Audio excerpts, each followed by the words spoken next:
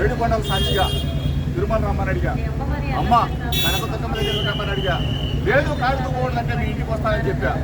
లేదు అంటే live detector టెస్ట్కి రెడీ అని చెప్పేసా. లేదు అంటే నార్కో ఎనాలిసిస్ టెస్ట్కి అయినా రెడీ అని చెప్పేసా. ఈరోజు దేనికి కూడా స్పందన లేని ఈ ముఖ్యమంత్రికి కొడుకు మీరు చూశారు. వీళ్ళే కాదు, ఈ శాఖ మంత్రి వచ్చిన, ఏది ఎక్సైజ్ శాఖ మంత్రి వచ్చిన, సిట్ అధికారులు వచ్చిన ప్రమాణం చేయడానికి జోగి రమేష్ ఎప్పుడైనా సిద్ధంగా ఉన్నాడు అని చెప్పేసి అమ్మవారి సాక్షి.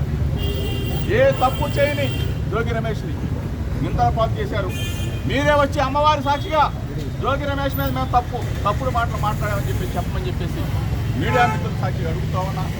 నేను అమ్మవారి ఎదుట ప్రమాణం చేసి మీడియా మిత్రుల సాక్షిగా రాష్ట్ర ప్రజలందరికీ కూడా నేను జోగి రమేష్ నిబద్ధత, విలువలు, విశ్వసనీయత, నా హృదయాన్ని గాయపరిచిన వ్యక్తులని అమ్మవారు వారికి మొట్టికాయలు వేసి వారికి ఇటువంటి తప్పుడు ప్రచారాలు చేయొద్దని చెప్పేసి మీడియా మిత్రుల ద్వారా విజ్ఞప్తి చేస్తూ మీ అందరూ కూడా నా భావాన్ని, నా హృదయాన్ని ఒక్కసారి రాష్ట్ర ప్రజలకి తెలియజెప్పాలని చెప్పేసి ఈ ప్రభుత్వాన్ని పాలించే ముఖ్యమంత్రి చంద్రబాబు, ముఖ్యమంత్రి తనయుడు లోకేష్